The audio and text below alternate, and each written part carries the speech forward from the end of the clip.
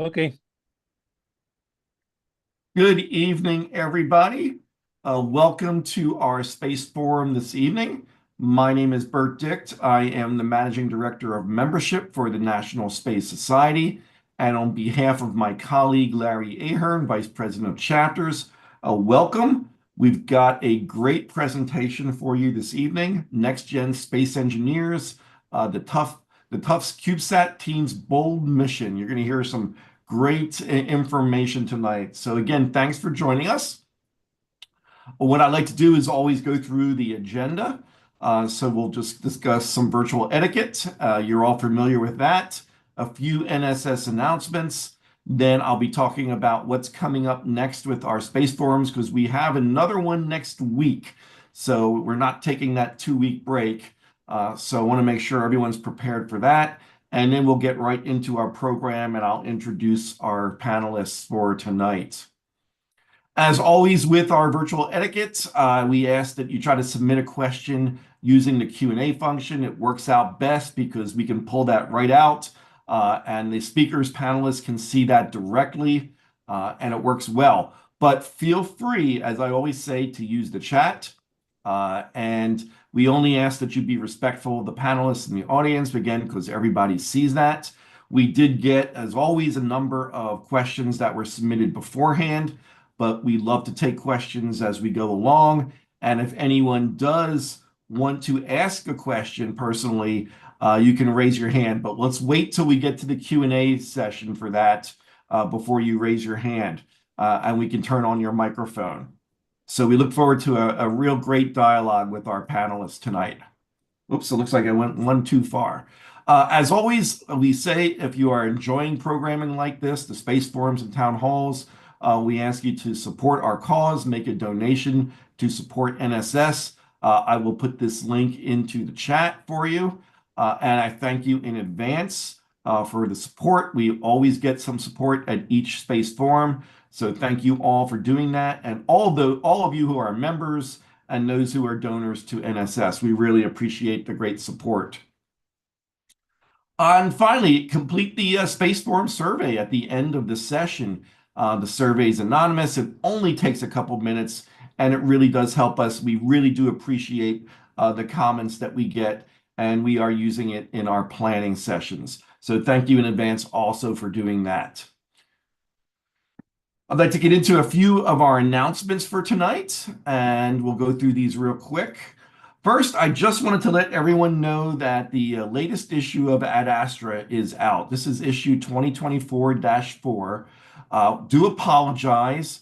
It went out a little bit late. They ran into some technical issues, and at the way these are delivered, the post office can determine when the local post office can determine when they're delivered. So it takes sometimes anywhere from 1 to 3 weeks from the time we get it into the mail by the time you receive it. So I have had some inquiries about it, and we're assuring everybody it was in the mail. I just got mine last week. So hopefully you have received yours. If you have not, reach out to me and we can send you a replacement. It's a great issue. It is also online, so I do encourage you to take a look at and read some of the great articles this month. They are working on 2025 issue 1 right now, and that is scheduled for the end of March. So look for that. And again, always great writing in the Ad Astra magazine. Another thing I'd like to remind you of is our 2025 membership survey. We actually sent this out to all members. It was mailed at the beginning of January. We've received a lot of responses on the survey, both in the mail and online. So I want to thank everybody who has done that. We are using this information just to help guide us internally, but we also are going to be using it and sharing it during the March storm, which is our annual visit to Capitol Hill, and that's occurring the first week in March. So we do need to get all of your inputs in. If you haven't mailed it, why don't you just go online and fill it out online, or if you can get it in the mail by tomorrow, so we have time to get all the information into the system. We're hoping to get all the information in by the 26th, so that we can give this information to our COO, Del Scran, as he goes to Washington. It's very important that we do that.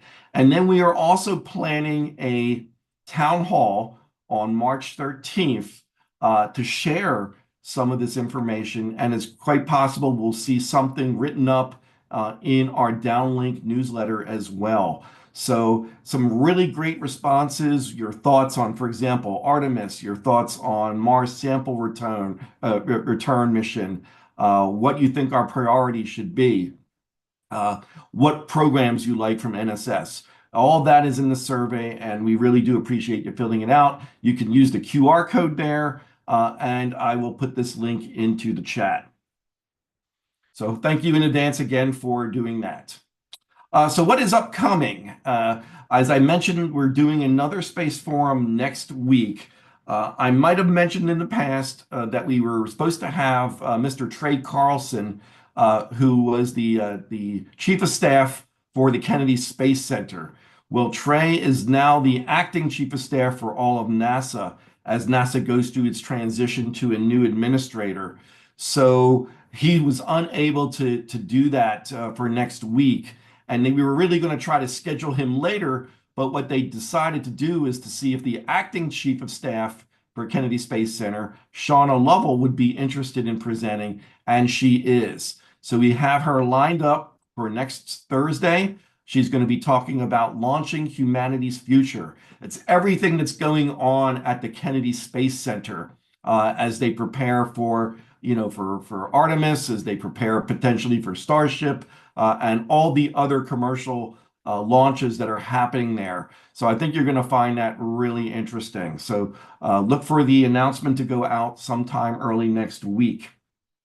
And then March 13th, we've got a membership town hall. As I said, we'll be talking about the results of the survey and also some results from the March storm, which happened prior to that. I've got something scheduled for the 27th, still working on the details. Hope to be able to announce that all next week. And then we are going to do another membership town hall on the ISDC, the International Space Development Conference. And that's going to be in June 19th to 22nd. Check out the website. Hopefully you can register now, make your hotel reservations, because the hotel is really filling up fast. The early bird registration ends on the 15th of April, so we'll be doing this town hall just prior to that. I am working right now with this Axiom engineer and also our past president, Michelle Hanlon, to get those scheduled. We're trying to just pick some dates there, and we've got a lot of other things that are in the works, so look forward to that as we go forward. So hopefully you'll be able to join us for all of these. And thanks again for all of your support. So now I would like to get into our program. And as you know, I am very involved in STEM education, both on the pre-university side and the university side, both for NSS and a number of other organizations as well. And one of the great things about my job and about some of this interest is I get to interface and connect with an amazing group of students. And I am just so impressed with the talent that is out there on the university level that I know for sure that the future of whatever fields they go into is well served. Even if they decide not to go into aerospace or space, these are really talented students. And I was at the SEDS Space Vision Conference in October in Denver. And I saw some great presentations by the students there. And our team tonight actually made one of those presentations, and we got to talking. And I thought that you would find this really interesting as well, because these students are doing amazing things. So what we have tonight is Vanessa Bellotti from Tufts University and Andy Navarro from Tufts University. They are part of the Tufts CubeSat team. And you're going to be hearing all about their program. So let me just give you a little background on Vanessa. She is a computer science major, a senior, and she's also has some expertise in artificial intelligence. So maybe she might talk a little bit about that tonight as well. She has experience conducting visualization research. She's worked in industry for NVIDIA and is probably going to be going back there after she graduates. And she is actually the project lead for the Tufts CubeSat team. I met her at the Space Vision 2024.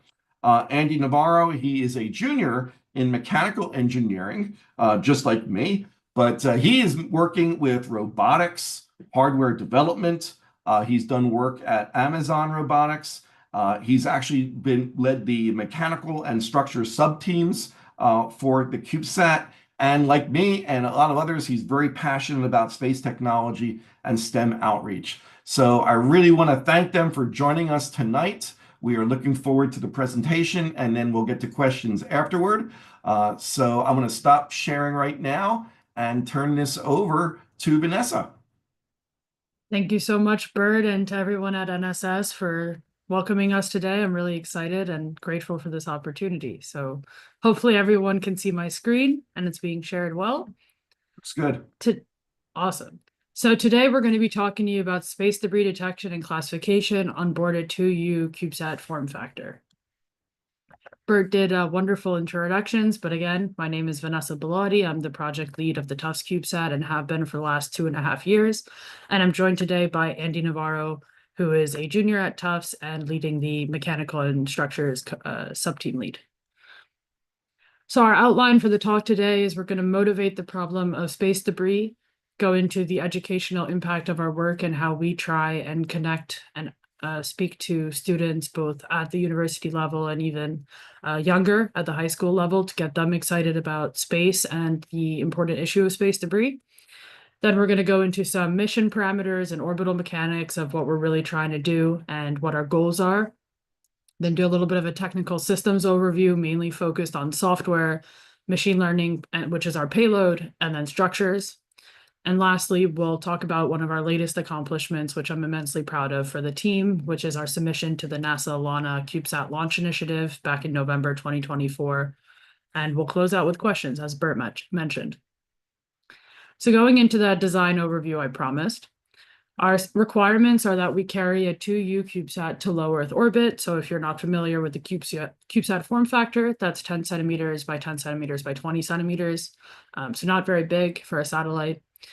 We will be deploying in LEO to detect and classify space debris using onboard computer vision techniques and algorithms. And we're also going to make a slight clarification here that when I say space debris, per the NASA technical standard, the goal here is that there's a difference between space debris and orbital debris. Orbital debris is like only artificial, only natural, so asteroids, that kind of thing. We're trying to detect both asteroids and also man-made objects, so little pieces that have come off of collisions and things like that. So hopefully that clarification is helpful. A little bit about our team. So as you can see, there's quite a few students on our team, but we're small but mighty, as might be familiar to a lot of you. So right now we're a team of about 10 undergraduate university students who come regularly to meetings, with a few people who mostly come in to do technical work as their schedule allows. There was a question ahead of time about whether we have a rotating schedule of students given just the nature of university. That's definitely something we face. So we've had a lot of students graduate and leave the team, and new students come in as they matriculate to Tufts University. But overall, we've always maintained a very wide and diverse array of students from different backgrounds, whether they be different majors, different interests, different things that get them excited. But the common denominator has always been our love for space and our desire to put our engineering studies and our engineering technical expertise to good use for social impact in a way that can help us all. And that's why we kind of landed on space debris. So as you all might know, space debris has been a kind of hot topic issue lately in the news and in the space community overall. On the left side, you're going to see a chart from the European Space Agency, ESA, that shows the evolution of all orbits in the last 60 years or so.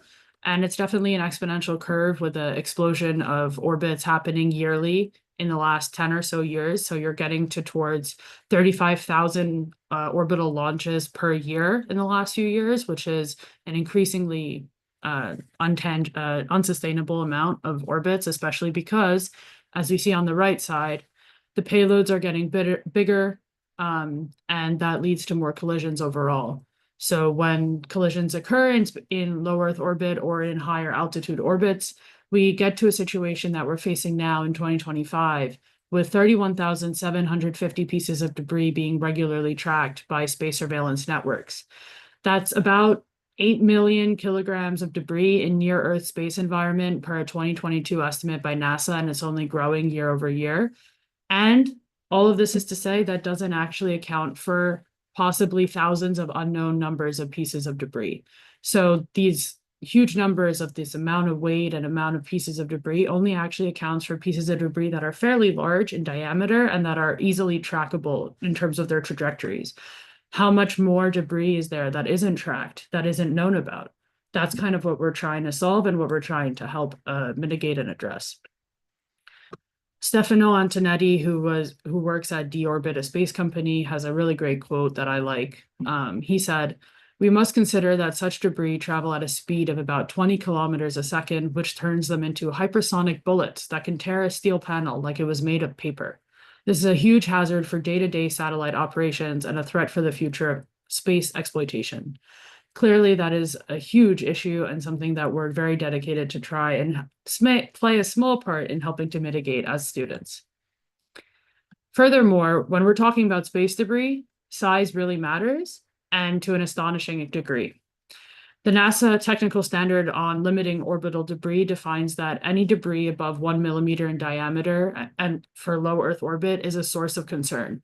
So this is a really, really small scale, and anything above 10 centimeters in diameter for space debris is actually considered large. So in terms of how do we actually detect this debris and how do we actually help mitigate the problem, it poses a huge technical challenge, especially because the VP said, all of this debris is moving at a really, really fast pace.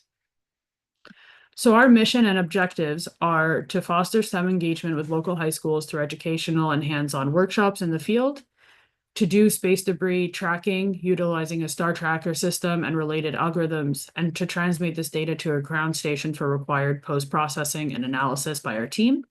And most importantly, to support global efforts to mitigate the risk posed by space debris by contributing accurate debris tracking data to international databases, and also by open sourcing all of our methods and processes along the way. One thing I like to share and emphasize that Bert did also a great job of mentioning earlier is that we're engineers, we're scientists, we're mathematicians, but most importantly, at the end of the day, we're students.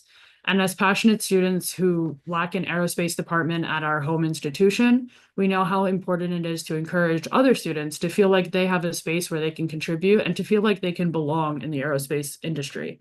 We really want to foster this environment because even ourselves, we faced a lot of difficulties along the way just trying to be part of aerospace when, like I said, we have very little department-wide support for that at our university. We also remember what it was like when we first got into STEM and engineering. So STEM outreach and community involvement are our pillars, and we try and maintain that through a lot of events we host. So in particular, we're trying to reach out to local high schools, get involved with their robotics teams, and do kind of interactive workshops where the students can get a feel for how some of the math and science they're learning in their own classrooms can get them to do cool stuff like this in the aerospace field.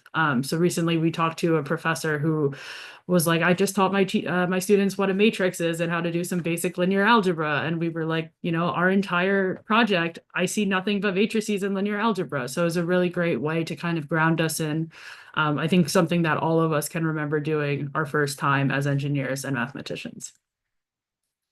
Now, going into a little bit of team management and how we actually run our team, especially because we are students. There's a team lead. So I've been team lead for a couple of years now. I'll be graduating this May. So we're in the process of training my successor to kind of maintain heritage and to make sure that there's a fluid transition where we all feel confident and ready for next fall. And then we mainly have a split essentially along the lines of hardware and software. Although we would love to have a power subteam lead and an orbital mechanics subteam lead and, thermodynamics lead. As a small student team, we unfortunately just don't have the bandwidth in order to make those all into sub-teams. And so for now, we have a structures lead responsible for overseeing fabrication and design, and a software lead responsible for overseeing both flight software and payload. That's mainly because our payload is based on machine learning algorithms and software. And then, as you can see, these all split off into fabrication, electronics, design, and more niche engineering tasks as we kind of hone in. Now, I'm not sure how many of you are familiar with NASA's CubeSat launch initiative. It's kind of falls under the umbrella of ALANA, which is the educational launch of nanosatellites at NASA. So the application to the NASA CubeSat launch initiative allows you, if admitted, to have a launch vehicle through a NASA Artemis program. So on the right side of the screen here, we have the installation of CubeSats for Artemis 1 a couple years back at the NASA Kennedy Space Center when they first kind of brought CSLI to the Artemis level. Prior to Artemis, they were doing some other methods of launching these CubeSats. But our hope is to one day be one of those CubeSats lining the launch vehicle over there. You're responsible then for detumbling your satellite to a safe and steady altitude and orbit, during the beginning of your ConOps. Our launch vehicle is projected to be either a Falcon 9 or SLS based on recent Alana launch vehicles that have been used in the last 3 to 4 years. And our launch window is estimated for winter 2026, most likely, although we're waiting to hear back, hopefully in March of 2025. We're also hoping to go into low Earth orbit, as I mentioned earlier. Here are a little bit of an overview of our orbital mechanics, which was very fun for the team to do, as no one on the team had ever actually done orbital mechanics before. So it was a lot of digging deep into simulations, doing a lot of reading and playing around. But on the right side of the screen here is our actual simulation that we did. So our projected preferred altitude is 550 kilometers. This is mostly so that we're able to see the amount of debris we want based on our camera type, and that we're at a good density where we can see that debris without becoming debris ourselves. So one thing that we're very conscious of is we don't want to incur collisions with other things that are at that altitude, and we want to be very careful that we don't accidentally become part of the problem we're trying to mitigate. Some fun facts, because I don't know a single engineer who doesn't like some statistics or some metrics to look at. We're projecting our orbital velocity to be about 7.6 kilometers a second. Our orbital period is just over an hour and a half, and our eclipse duration is about 12 minutes. All of this also means that we don't have that much flyover time per orbit. We're expecting about 6 minutes of flyover time and communication with our ground station, which poses a very good question to our telemetry team, because we want to make sure that we're getting meaningful data out of the data collected on board. And I'm going to come back to that concept in a few slides at some point. So keep that in the back of your mind. Now I'm going to turn it over to Andy for, now I'm going to talk about systems overview and architecture, and I'm going to start with flight software before turning it over to Andy. So I wanted to kind of do this as a top-down level approach to our software principles, and this is mainly because one of our biggest learnings as a student team in particular has been, as exciting as it is to work on technical problems, and as much as almost all engineers' first instinct is to see a problem and try and develop a solution. For a program as involved as a CubeSat, with a lot of moving parts that have to all work in tandem with each other, you can't just look at the shiniest problem and the shiniest solution and jump in on that and want to fix it. You have to really start with systems level thinking and trying to think of how all these parts are going to work with each other and how you can make that into a final product that makes sense for all involved. So in particular, our software principles going off of that include modularity, real-time operating system in order to manage real-time tasks and not have to over-rely on the ground station. And that involves using a task scheduler to prioritize different tasks that are running on board. For us, that involves image capture, debris detection, classification, telemetry, flight logs with all of our flight software and electronics, and more. Making sure that all of this is done lightweight, based on our limited compute power, because unfortunately we're not on the ground and we don't have access to some huge high performance computing cluster when we're in space. And a bunch of redundancies, which also includes making sure our testing is not done just in simulation, but is also done on real hardware in as simulated of an environment as we can get and as close as we can get to space. One example of this is we recently had to buy a development board in order to try experimenting with some of our parts. And it would have been really easy to buy a Raspberry Pi, which we have actually at our university, and just get to working and get to coding. But instead, we chose to get a rarer development board not done by the Raspberry Pi company, because it has the exact same processor as our onboard computer will have. And that way, all of our estimations and approximations in terms of performance will be true to form because it's the same processor. And that's just one example of how we're trying to do hardware in the loop testing that is actually true to our mission. Now, going into our data flow a little bit, so that you can get a sense for what the process will be like of how we actually detect and classify debris. We start with our sensors, obviously. So we acquire data from the star tracker in order to determine our attitude. And then we also take in camera data in order to then see a frame and see if there's anything in it. We clean and enhance the data for the debris detection. So if there's any blurs in the image, for example, or any distortions in the image, we want to correct for those. Then we use various image processing algorithms to identify potential bounding boxes or regions of debris in the image. So essentially saying, hey, really look at this region of an image. From there, we use machine learning to classify detected objects as debris in terms of we really want to classify what kind of debris is it? Is it steel? Is it rocky materials, probably an asteroid, etc.? And then our stretch goal is to try and determine size, although that's very difficult just because of the trying to consider depth in space is quite difficult. So the relativity problem becomes an issue here. And then finally, we store data locally on board the computer and send critical debris detections to the ground station. How do we do that? Well, that's where our onboard computer data processing comes in. So mainly we want to be smart essentially about what we send down and about our mission logic, because again, we have limited compute. So we want to trigger specific tasks for missions based on the electronics. We want to decide when to send data to the ground and choose data only based on high importance. So in our case, we're designing for a threshold, which is one of our mission parameters.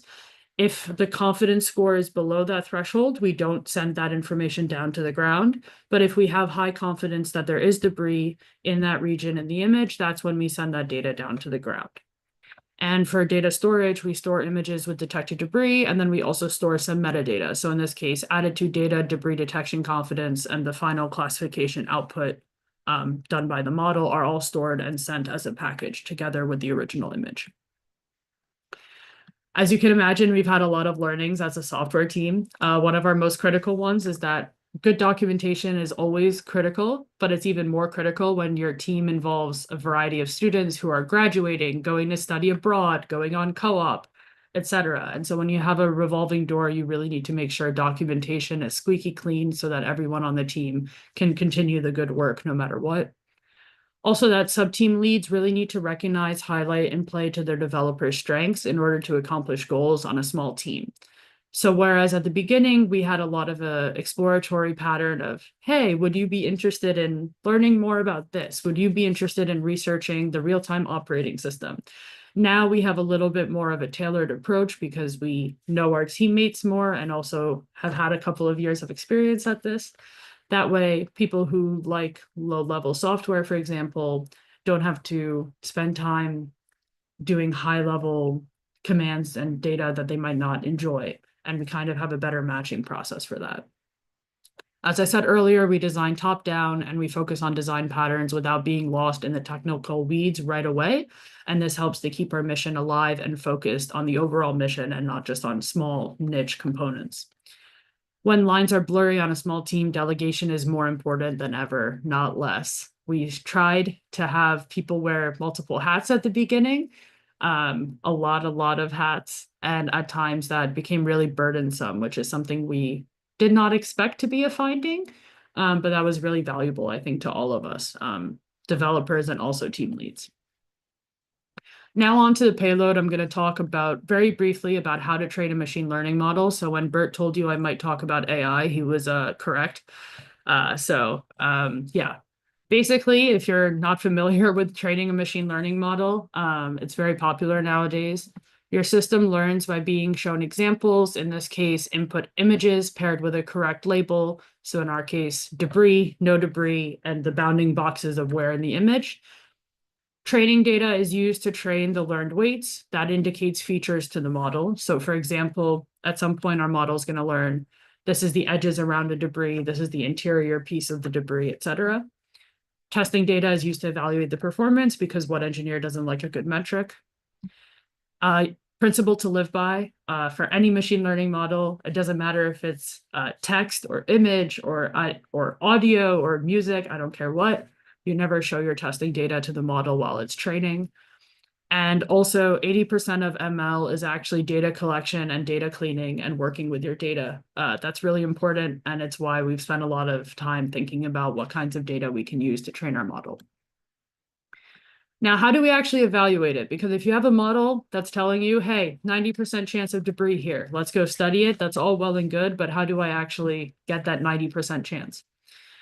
Well, we want to see how the model performs, and there's different metrics. One of them is accuracy, which is how many predictions did the model get right?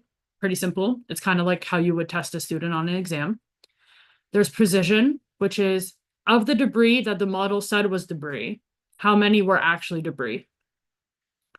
There's recall, which is a little different. It's of all the actual debris in the images, how much did the model find?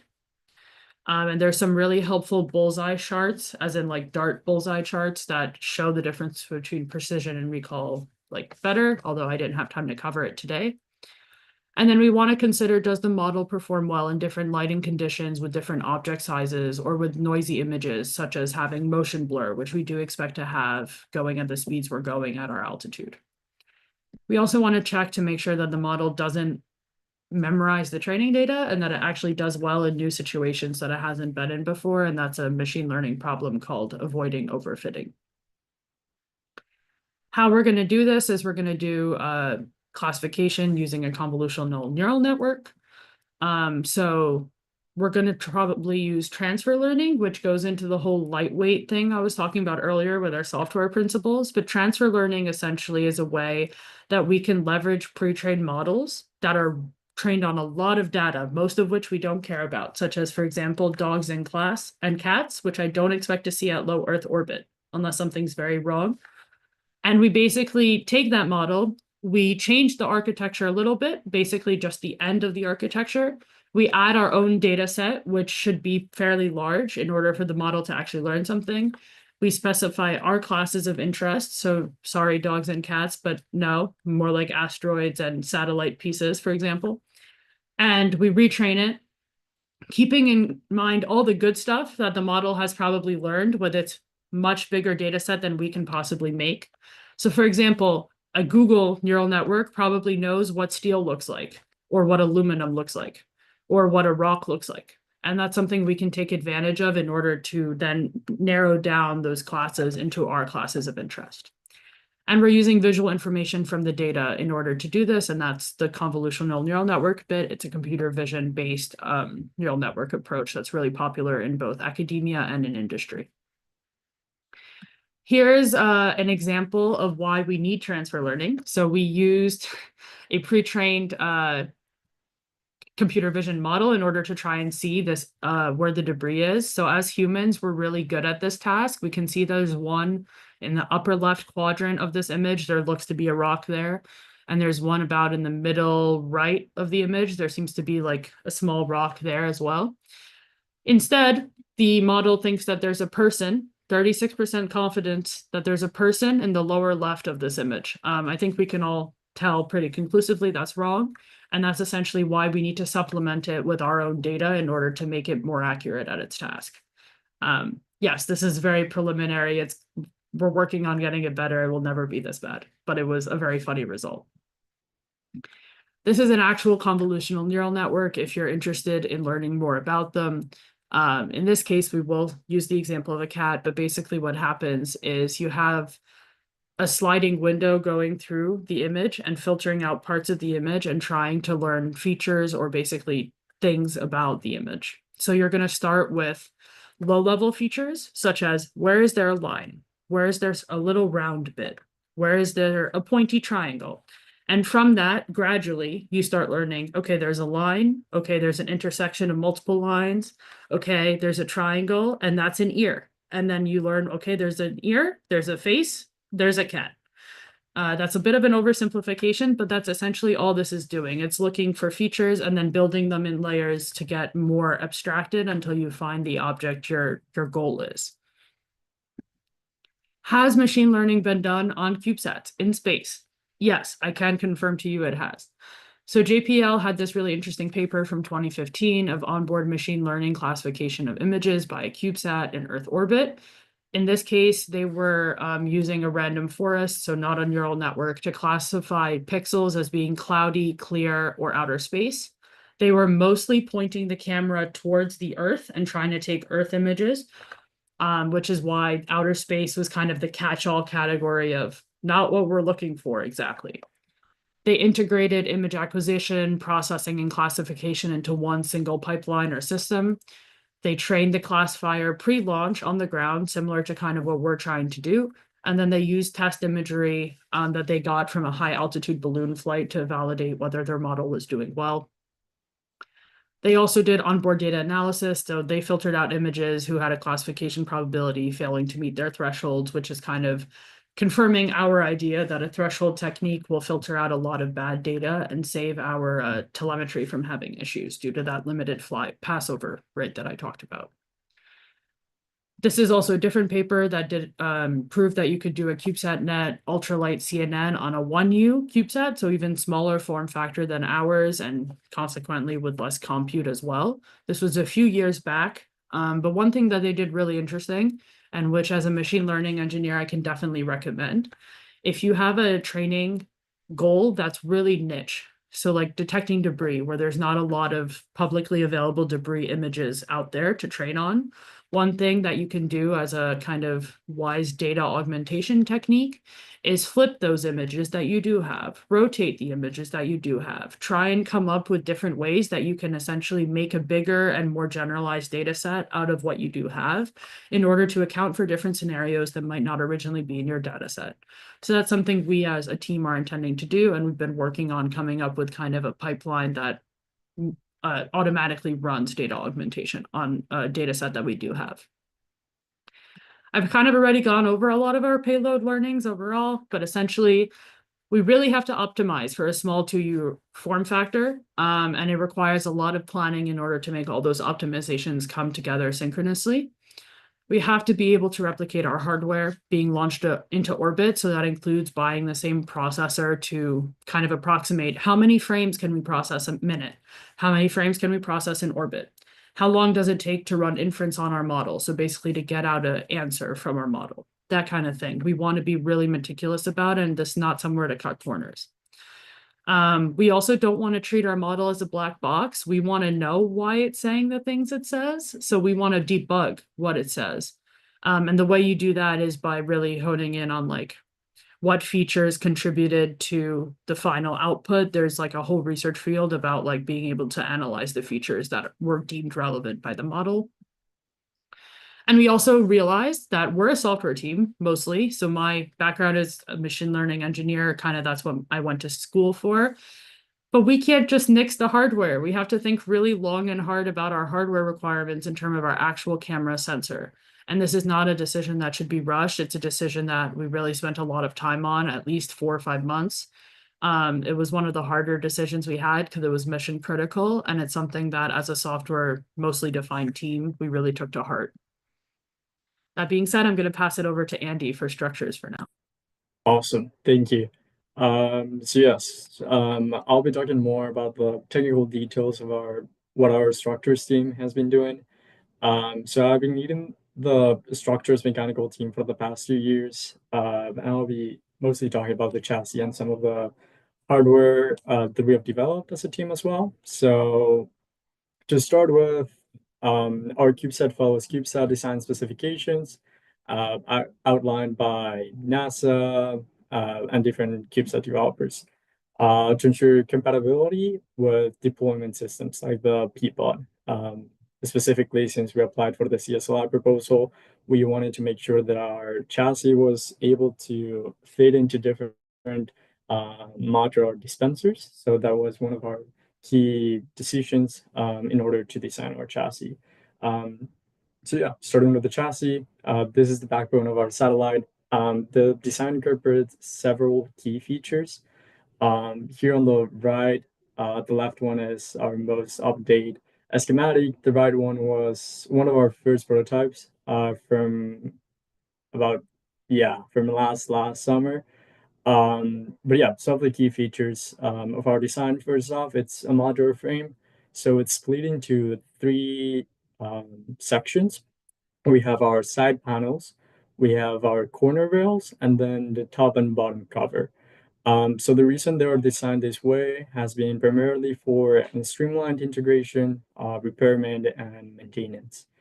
And yeah, also each of the side panels have internal rails, so these allow for easy sliding and locking of subsystem PCBs, reducing the need for fasteners and simplifying assembly. Also, similar to those internal rails, we have some thermal pathways, which are conductive pathways that are incorporated into the frame to dissipate heat from the star tracker and other high power components. So the chassis is machined from aluminum 6061 using a combination of milling, CNC, and water jet cutting techniques to achieve high precision and manufacturability. We have been using mostly equipment from our machine shop here at Tufts. But yeah, and then we have also designed sensor covers, bolt fragments, and other retention features. Again, in line with NASA procedures, prioritizing retention rather than release as per NASA procedures. And special attention has been given to links and bolts, ensuring they not only provide structural integrity, but also contribute to thermal and electrical conductivity where necessary. For testing, we're conducting vibration tests to simulate launch conditions. Last summer, which was the reason we have this first prototype, we were collaborating with our rocketry team here at Tufts. They were competing for a different competition, but they needed a payload, so we started designing ours for that, which was able to actually match our data simulations. So that was an initial step on making or matching our physical structures with what our simulations had been saying, ensuring the chassis could withstand the mechanical stresses of deployment and actually work in space. Yeah. Can you continue to ADCS? Awesome. So ADCS stands for Attitude Determination and Control System. This has been a hot topic throughout our critical design reviews, preliminary design reviews, because one unique aspect of our mission is that we are designing and building our own reaction wheels rather than just using off-the-shelf solutions. This decision allows us to optimize torque output, power efficiency, and be able to satisfy the form factor for our tube platform.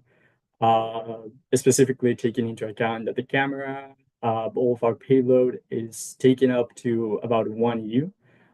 So most of our other subsystems can only take 1U, which is the area volume that's left. So that has been also a primary concern and design principle we have worked with, trying to minimize the volume that some of our components take up. So yeah, diving a bit deeper on our reaction wheels, we have this reaction wheel that you can see here. It includes the flywheel. This flywheel is manufactured using lathe. It's made out of aluminum. It's designed for low imbalance and a high moment of inertia.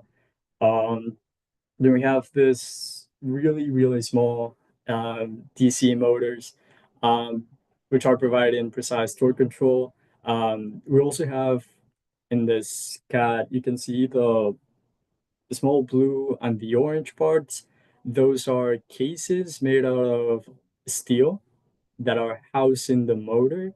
The reason behind that is to reduce electromagnetic interference from the motors to other components that belong in the attitude termination and control system, such as magnetorques, for example. And yeah, we've also designed these reaction wheels in a way that we can manufacture 3 of this and then mount them in whatever direction we might need, or even 4, which has been one of our decisions we still have to take, using that 4th one for redundancy.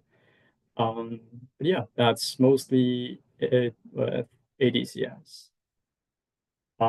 Yeah, this has been some of the photos from the manufacturing process of our reaction wheels. Here you can see me on the lathe, and some of the parts here on the right. I believe that one is one of the housing for the motors. Yes. It's been extremely challenging as well, just to iterate with this reaction wheels.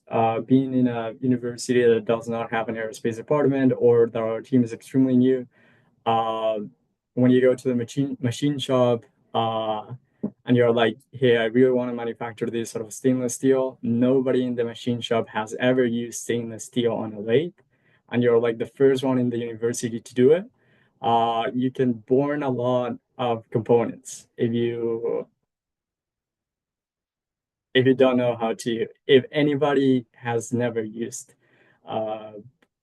something like this. But yeah, going into power, as Vanessa was saying, our team members wear multiple hats, so power also goes into what our structures and mechanical teams are doing. But yeah, most of the power is allocated to the main processor and the rear camera payload, while the remaining power supports avionics, ADCS, and communications. What goes into the power subsystem as well are some of our power generation units, which are the solar panels, batteries. And regarding structures, thermal management is definitely critical. We also have functional testing, thermal testing, and doing testing plans going on. Happy to talk a bit more, but I think because of interest of time, we should continue. Yeah. Yeah. So just to reiterate on the ADCS side of things, Andy did a really great job explaining it, but basically we have 3 main kinds of sensors: reaction wheels, magnetorquers to prevent the saturation of the reaction wheels, and sensors in order to provide data on inclination angles and acceleration so that we can actually fine-tune the control of the reaction wheels. As a student team, we discovered through the process of preliminary and critical design reviews the importance of a risk matrix. And so none of our presentations now are complete without them, essentially. We have a lot of different risks, mission critical and not, and we have this lovely matrix that shows basically the correlation of probability to impact on the mission. As you can see, there's a lot of different risks, ranging from software failures to hardware to things happen in space, such as, for example, obstruction of the camera, or the lens for the camera getting, for example, jarred while in launch. Those are some of our considerations, as well as failure to communicate with the satellite once it is in orbit is probably one of our largest risks. I think that's true of almost any space mission from everyone we've talked to. And we've come up with mitigation strategies for all of the risks here, which I won't go into now. But that's been something that we've learned definitely on a systems level. We've also kept ourselves honest with the timeline. This is a partial timeline of some of our plans, and we make sure to account for not only the mission critical things in this timeline, but also, for example, when are we going to reach out to those high schools? When do we have to respond to those high school teachers? When do we want to do this outreach initiative? So we're not only considering the actual building of the CubeSat as mission critical, but also all of the initiatives around our mission and our team. And all of this, of course, culminated in November 2024, just a month after Space Vision, when we submitted the CubeSat Launch Initiative proposal. So just to give you some idea, this was our cover page, or at least part of it. I've left out all of our like various home addresses and stuff. You don't need to see that, but it was a 92-page thesis in the end that involved many dozens of citations and references. And we wrote it over a time that felt very long and also not at all sufficient at the same time. It's something as project lead I had been building towards for like well on 2 years. And I'm really, really proud of how the team came together to write this thing. We had freshmen who had just joined the team literally like 2 months prior to the submission deadline, you know, cranking it out after long days of classes where they're in physics, intro to physics essentially, and then here they are writing this great research on like how detumbling of satellites works and things like that. And then we had us as upperclassmen deep in the weeds writing it as well, and everyone just collaborating, and it was such a joy. And I'm very proud of the team for having completed it and submitted it. And I can't wait to hear back from NASA, hopefully soon, and hopefully in the affirmative. That being said, I want to thank all of our key stakeholders and sponsors of the project. No one can do anything alone. So want to thank PTC Onshape, who sponsors our CAD software with an enterprise like Onshape license. Maxon, who provides those really, really tiny motors that Andy was talking about for our reaction wheels, and offers a lot of support for university students. SEDS USA, Xbox, and Starfield, as we were the recipient of the Space for All Spring Challenge grant run through SEDS USA last year. They gave us the amazing opportunity to speak at Space Vision in Denver last year, and that's how we met Bert. So very, very grateful to them as well. Yeah, thank you all for your attention, for your interest, and this great opportunity. Happy to field questions now.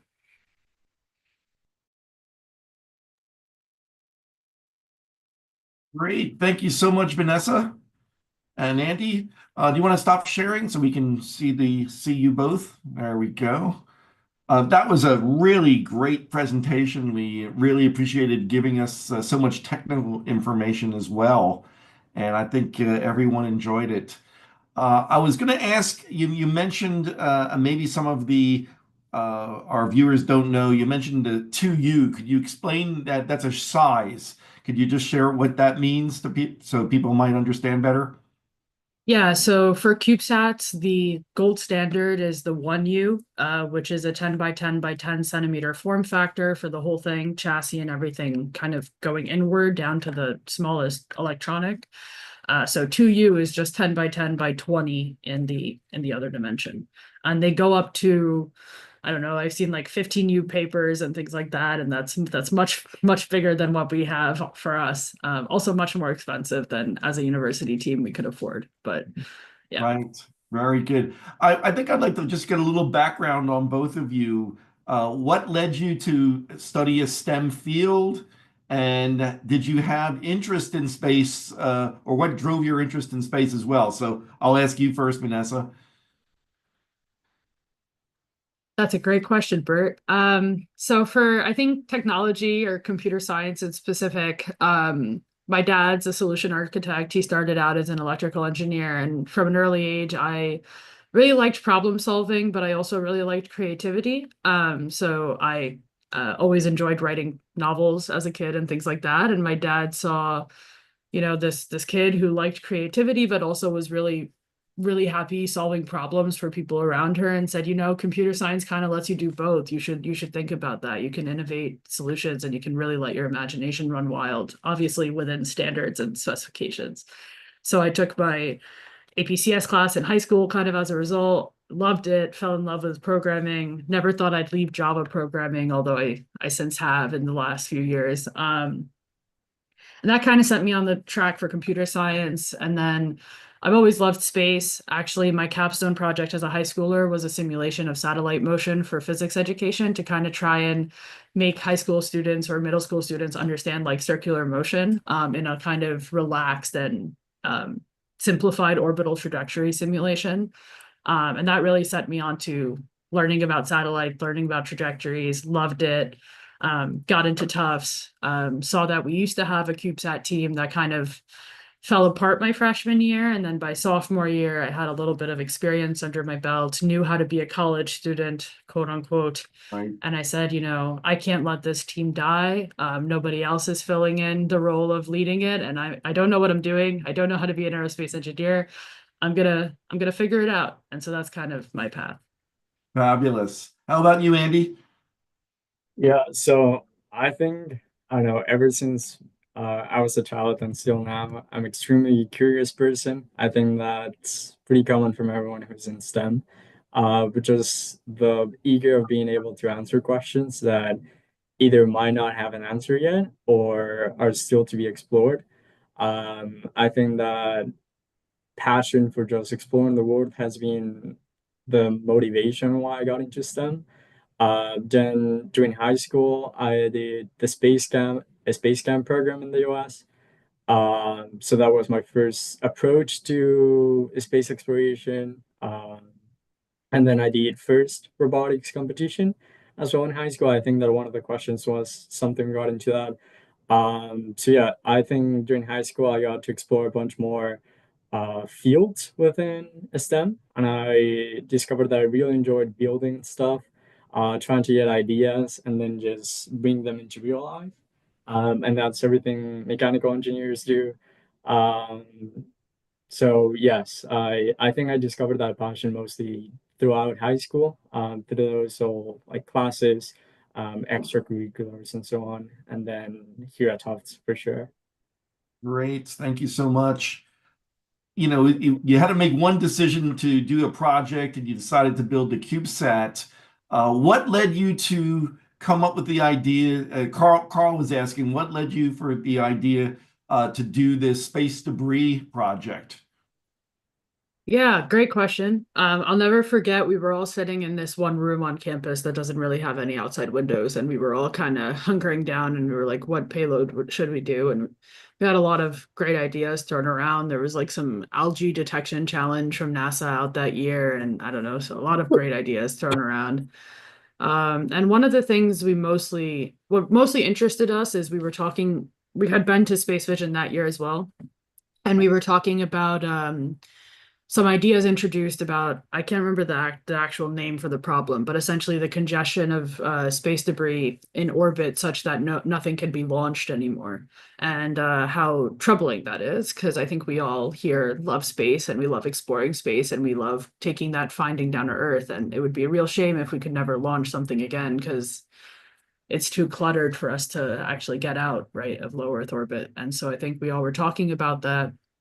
And we said, well, we can't exactly do something like the Pacific garbage patch where these roboticists are like cleaning up the debris. That's a little bit outside of our scope and our experience, but we could maybe have a camera and try and figure out what's going on with it and try and get more information. And then we found out that so much of the debris is, not categorized or not actually tracked. And we said, well, let's try and get as small as we can, as best data as we can, and just contribute so that other people maybe can do the cleanup, but at least we'll try and give them information. And someone on my team suggested the name Space Raccoon because we're in space and, raccoons are trash pandas. And I spent a whole summer making an acronym out of that involves sensor, payload, acute classification, something. Normally I know the whole name. And that is our name of our mission. And I think that was one of my funniest and best college decisions, but yes. I was going to ask how you came up with that acronym, so thanks for sharing that. I see a question there from Alexander, and you mentioned about all the reading you did, and you probably looked into what other people were doing about space debris. Alexander asked, "What do you think about the Chinese project to collect space debris? If you're familiar with that, I don't know if you are or not." I'm not personally familiar with it, but I think space is like a universal problem, and I think like that's why we have the ISS while we've had it. I've lived my whole life with the ISS. That's kind of the fun part of being, I guess, Andy and I are our age. And I think like any collaborative or any initiative to try and mitigate the problem is a good idea. And I think I would say the same thing about the Pacific garbage patch too. I saw that company come out and they're cleaning it and they're doing a great job. And I think, don't we always want our world to be a little bit cleaner, right? Yeah, absolutely. David asked a question. Did either of you participate in FIRST robotics while in high school? And if you did, did that help in getting the space, get you into space system design and test? I think that one's for Andy. Yep. Yeah, I can answer that one. So yeah, I participated in FIRST when I was in high school, and I think it definitely connects well to space system design. I think this type of competition teaches core engineering skills, mechanical design, electronics, programming, and overall, I think systems integration is one of the key aspects of being part of a team. Um, so personally being like having worked as a lead for the mechanical team, yes, I've worked a lot on like the technical specificities of our chassis and so on and so on, but also being able to see the holistic picture of how is our power generation system going to be able to match with our requirements for our camera, for example. So I think that systems integration is definitely a important skill that you're able to develop on all this type of competitions or overall just working in different teams in engineering. Um, so yes, I hope that answers the question. No, sounds great. What is fascinating about your story is that you didn't have an aerospace engineering program there at Tufts. What kind of support are you getting from the faculty itself and the different disciplines? Just like to understand that, because what you're doing is very ambitious. Yeah. So we get support from the faculty in terms of, we're part of a club. We're one project under the SEDS umbrella of our SEDS chapter. And we have an advisor who's the SEDS advisor, and he kind of keeps track of how all the projects are going and things, and he does a great job of it. In terms of tangible support from the faculty, most of it comes with having the couple of mechanical engineering faculty who have like space experience sit in on our design reviews and offer their feedback. But our mission and how we implement it is entirely student driven, which is a lot of responsibility. It's led to a lot of research and development. It's a lot of reading papers and technical briefs and that kind of thing. It would be, we get a lot of support in terms of a lot of benefits of, you can use our clean room, you can come in and use our makerspace in order to use the machine shop and things like that. But we get in terms of paving the way forward, it's a lot of student driven.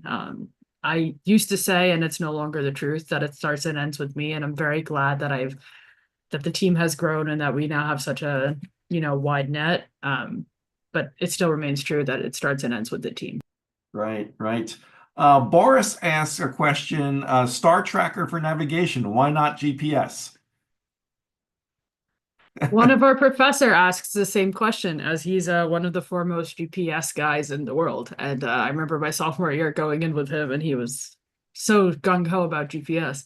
I think one of the issues is we've run into, it's not really used with CubeSats that much. There just hasn't been a lot of technical proof of concept, I guess, shown in the field. And because we're a newer team without that aerospace support, we want to mitigate as much risk as possible in order to kind of be as close to fundamental principles as we can. And so that was definitely one of our main decision factors there, was just most people use magnet torquers and reaction wheels for these CubeSat missions, and we're going to go with the standard, especially since we're designing it ourselves. And adding in GPS instead would be a fairly large concern for us. Also, there's been some studies that in terms of as you get further up in altitude, like GPS will give you a good approximation for where you are, but there's a little bit of drift from where you actually are. And I'm not a GPS specialist, none of us are, so we were a little bit worried about that. Happy to hear arguments otherwise, but yeah. No, you have to make the best decision for your system. Absolutely. It sounds like you went through all the process to do that. I see a question from Sadia. Is it possible for students from different universities to join your club? Yeah, that's an interesting question. It's honestly really gratifying to have the question asked at all. But I think we currently right now we're all Tufts students, and because we're all Tufts SEDS chapter like members, that's kind of the current structure. Um, I know before my time, the CubeSat actually in its previous life and its previous mission was an MIT Northeastern and Tufts collaborative mission, testing some electrospray thrusters that MIT wanted to test at the time. They since launched it in COVID, and I heard it went well.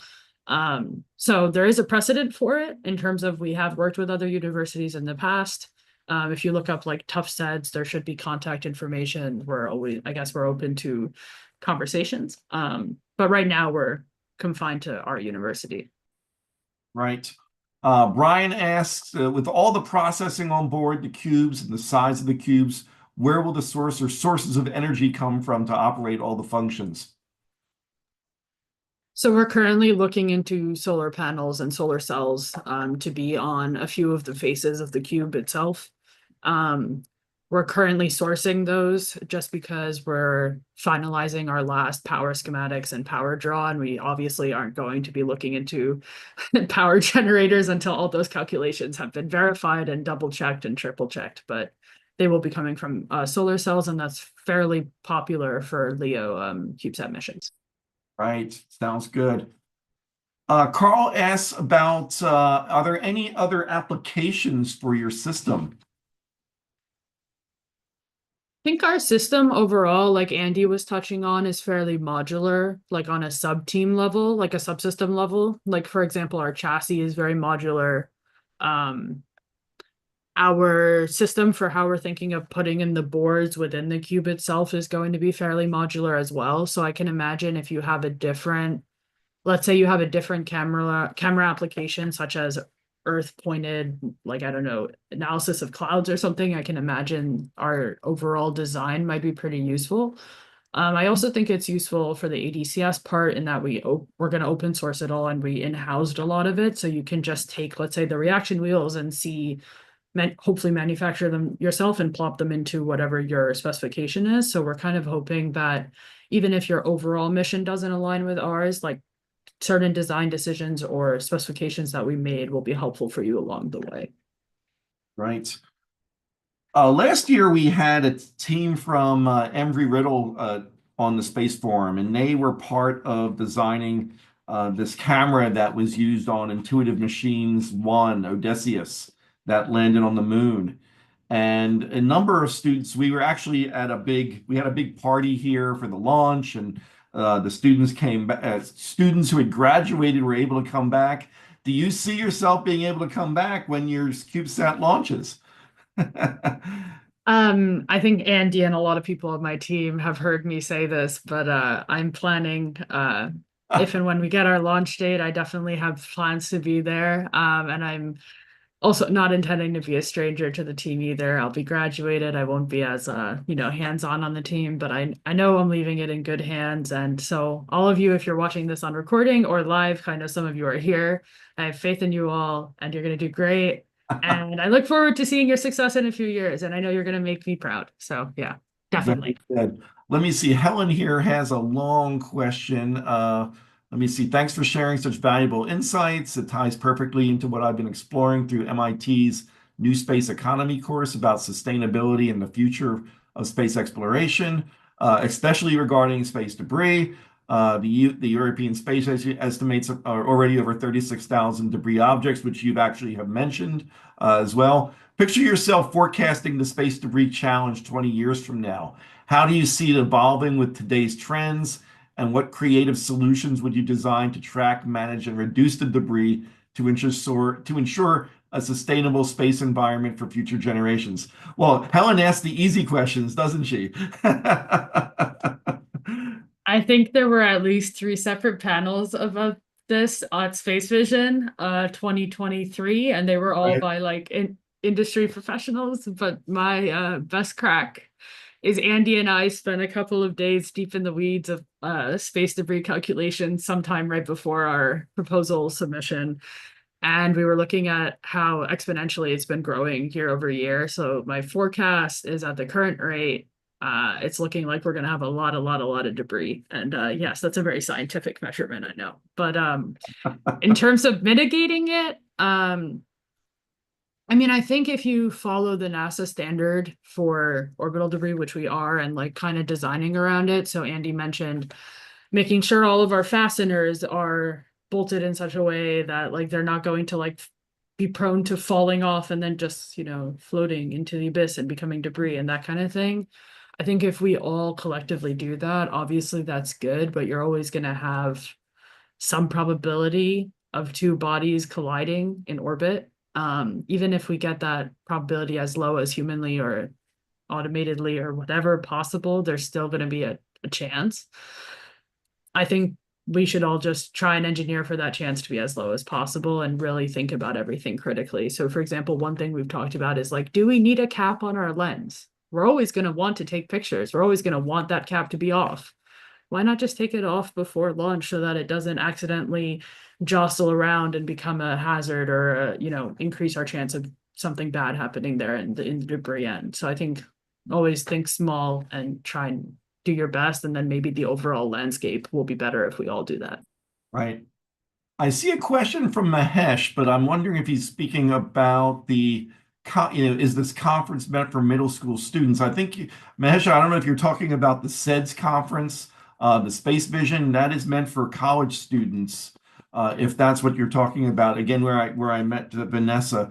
So just go to the SEDS USA website and you'll see the information about Space Vision, which I think is this year is in Seattle. And I think it's October again. So, but you can always reach out to me if you have any questions, and we certainly help you there. Let's see. Ethan is asking a question about how long will your CubeSat be operational once in orbit? Great question. Normally that's in my ConOp slide. About 12 to 15 months. Absolute maximum 2 years, but 15 months is probably a good estimate. And you mentioned like a ground station. Who is going to be the mission controllers for this, and where will that take place? Yeah, this is one of the parts of this is the part of the mission that is kind of the most experimental or most still under design, I would say. But our current plan is to have a ground station at Tufts University where we're able to communicate with the satellite. We're working with like the physics department and such on trying to have space, like actual literal space to do that and things like that, and all of the various safety concerns. We're also working on getting some of our younger members certified for the various like radio licensing and everything, so that the younger members, so that it lasts longer and so that there's more continuation there. But that's something that's currently in the works. We're also talking to other places, other labs that have done this before about the possibility of piggybacking off of them a little bit, to increase our passover time, to increase our data transmission, and also as a redundancy. So if any of you happen to have one such lab or are willing to communicate, we're always open to communication about that. Great. David asks, you mentioned turnover due to graduation, but is it possible for them to continue working with the team as a mentor after they graduate? Like you're saying, you're going to stay connected. Yeah, that's always a possibility. I also have to put it out there. It always depends on like where you're going, what you're going to be doing after graduation. Like if your company will allow for it and things like that, obviously do whatever you have to do.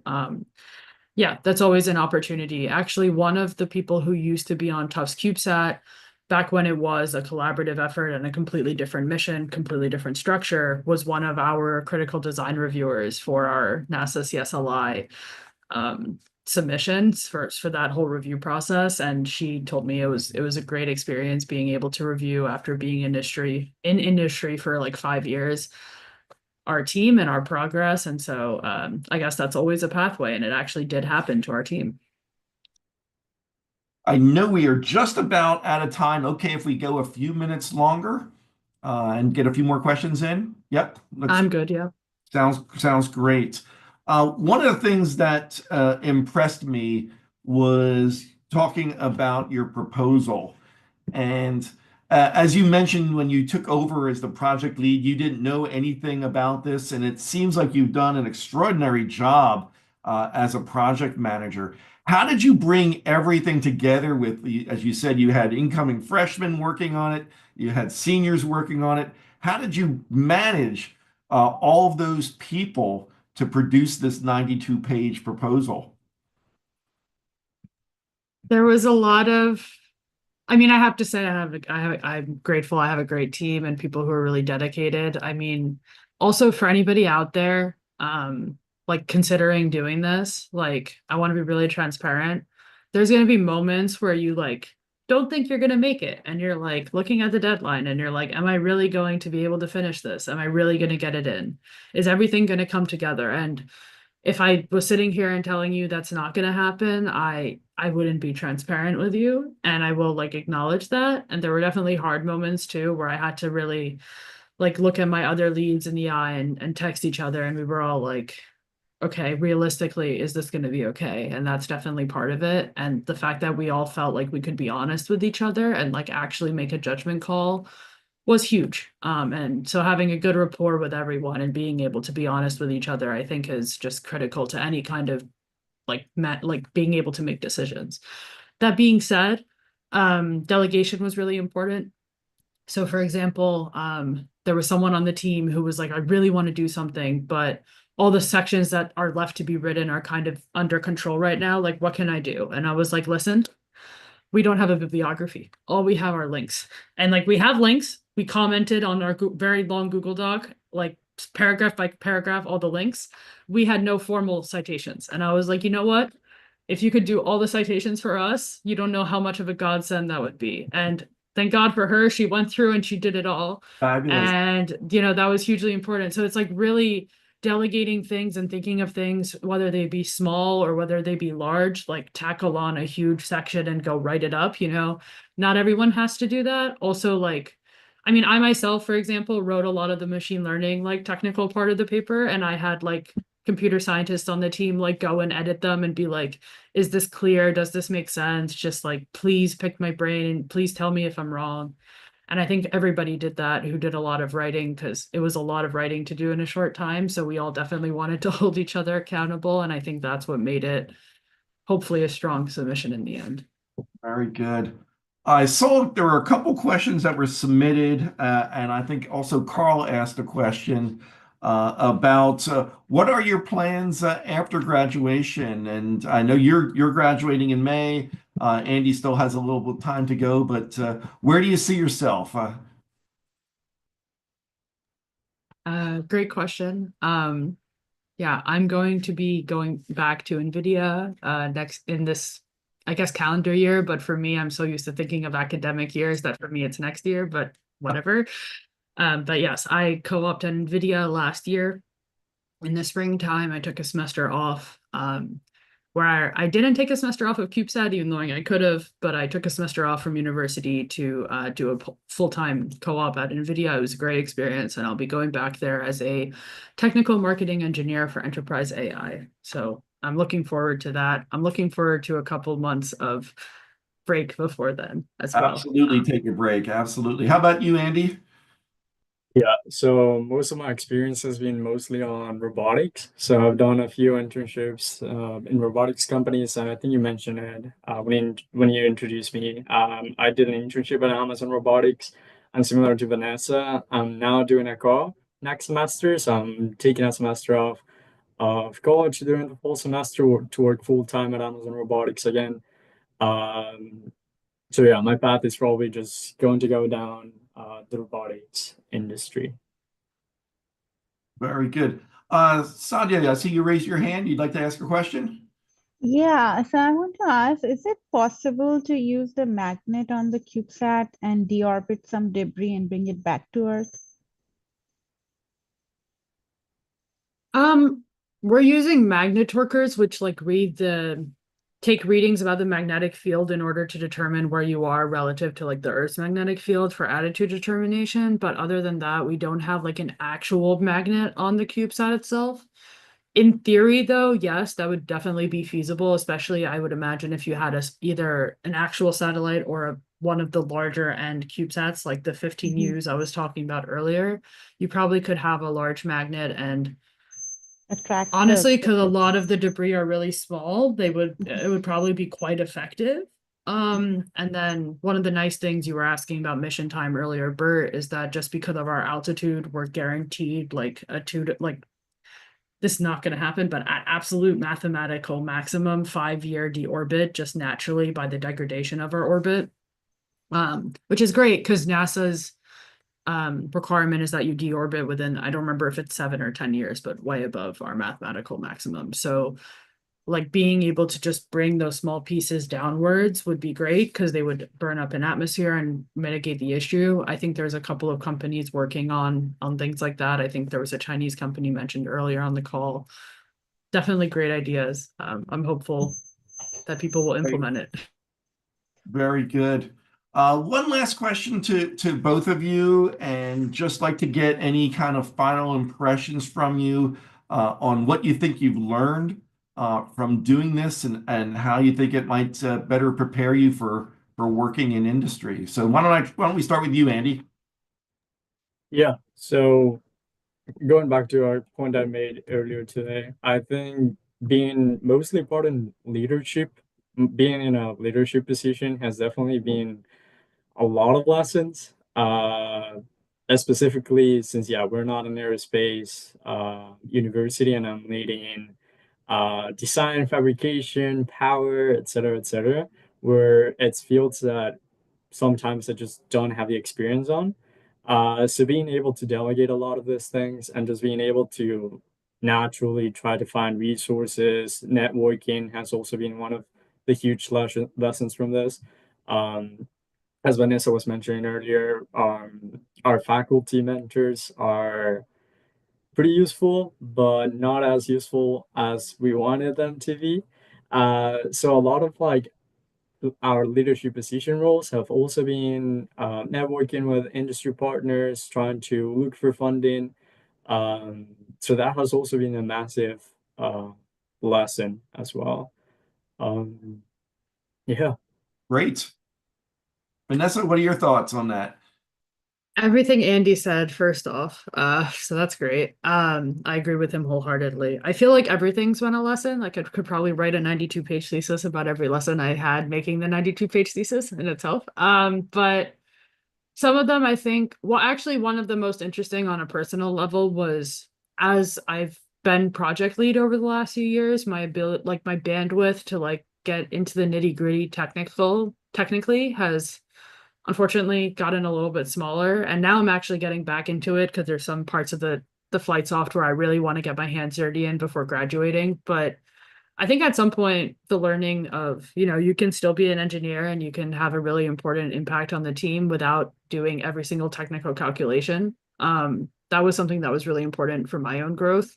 And I was like, I could not do all the coding and I could still be a good software engineer. And I trust my coding team and the ability of me to talk technically with them and be able to make the decisions with them and be there with them is just as important as if I was the one actually sitting behind my computer and typing out all the characters. And I think that was something I didn't think I would learn, especially not in college. But I really appreciate it. Otherwise, just systems level thinking, top down, right? I think our decision process for purchasing the motors of our reaction wheels compared to our decision process of purchasing our camera is like night and day. And I think that's something that Andy and I definitely agree on. It's just completely different and in a good way. Very good. It's interesting. Yesterday, I spoke at the University of Central Florida to the SEDS chapter there, and they were asking me about careers in space. And I talked about things they can do to make them stand out in the crowd, especially when companies are looking for things. There are a lot of talented people out there. And I described having experience working on a project like you're doing, and then leadership as well. So you both highlighted what I emphasized yesterday. So, and you're both great examples of that. So thank you both. I'm really impressed. I was impressed when you made the presentation there at SEDS, and that's why I thought our members would definitely approve of it. And also, I think you gave one of the best descriptions of how to do what machine learning is about. I think people hear that all the time, but I don't think they really understand what that means. And I think you did a great job. So thank you both for doing this. I see Carl had mentioned about maybe, and Fred has mentioned this earlier this week, we should try to be getting you in as NSS members. So we'll have to follow up with you about that, and hopefully we can do that. But again, thank you so much. Wishing you the best with your project, and if we do get that launch next year, we'll have a big NSS party for you and do that. So hopefully we, just like we did for the intuitive machines. So looking forward to that. So again, thank you so much for doing this. I do want to thank my colleague Fred Becker also for and my colleague Sadia Ahmad for both their support as we do and organize the space forums. And everybody, I'm going to share my screen one last time as we close out. And let's do that right now. There we go. So again, thank you all for joining us. I think this was one of the best ones we've had. It just hearing again about what these talented students are doing. I didn't do anything like this when I was in college, and so I'm like in awe of all these students and what they're doing. So thanks again for joining us, everybody. I hope you enjoyed it. We want to wish you a great evening for those who are in our time zone. I did see we had someone from Russia and someone from India on. So for those of you who are in tomorrow's time zones, have a great day ahead. And for all of us, have a great weekend and stay safe. And hopefully we'll see you again next week when we have Shana Lovell, the acting chief of staff for the Kennedy Space Center, to tell you all about what's going on at KSC.